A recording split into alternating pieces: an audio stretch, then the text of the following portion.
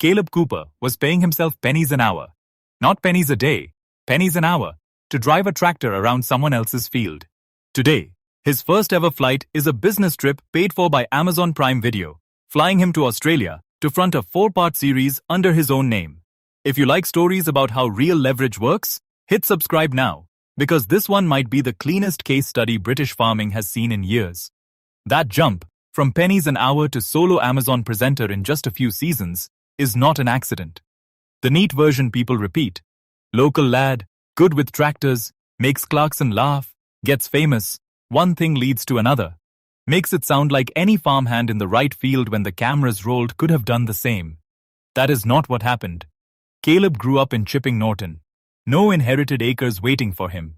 No family estate in the background.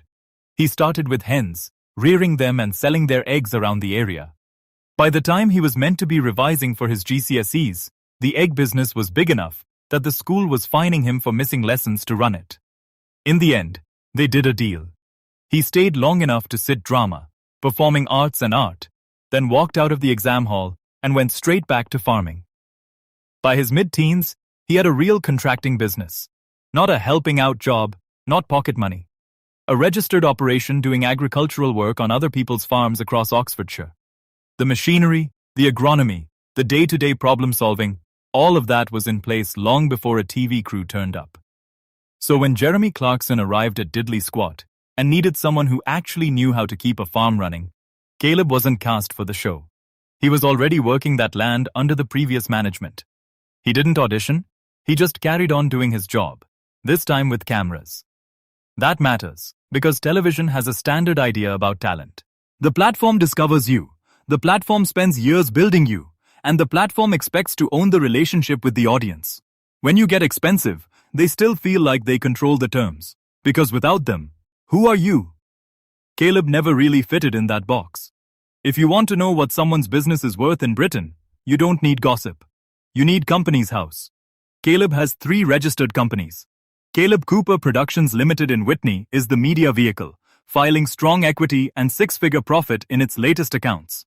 Kaleb Cooper Contracting Limited holds the farming operation. Kaleb Cooper Holdings Limited sits on top. Put them together and you see a fast-growing, high 6-figure equity stack, built by someone still in his 20s. That doesn't come from turning up to film one show a few weeks a year. It comes from what he built on top of that exposure while the show was running. The first obvious layer was books.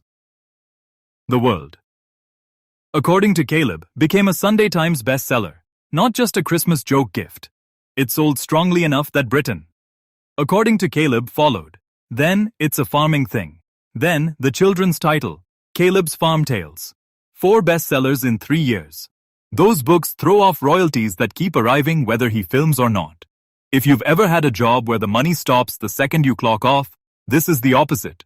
He used Amazon's visibility to build a publishing income that does not depend on Amazon to exist.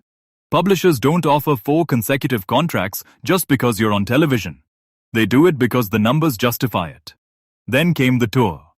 The World, according to Kaleb, went on stage in theaters across the country and sold out. The final night at the Everyman Theatre in Cheltenham was filmed and released on Amazon Prime Video. The order there is the whole point. Amazon didn't commission a special and then send him on tour. He built the tour with paying audiences first. Then Amazon bought the filmed final night because demand already existed without them. That is what leverage looks like when you build the asset yourself and only then sell the rights. And then there's the flight. Kaleb has spent years working next to Jeremy Clarkson, a man who has flown, driven, and crashed his way around the planet for a living. Yet Kaleb's first ever flight is a work trip. Amazon has commissioned a 4-part documentary about whether his contracting business can scale internationally.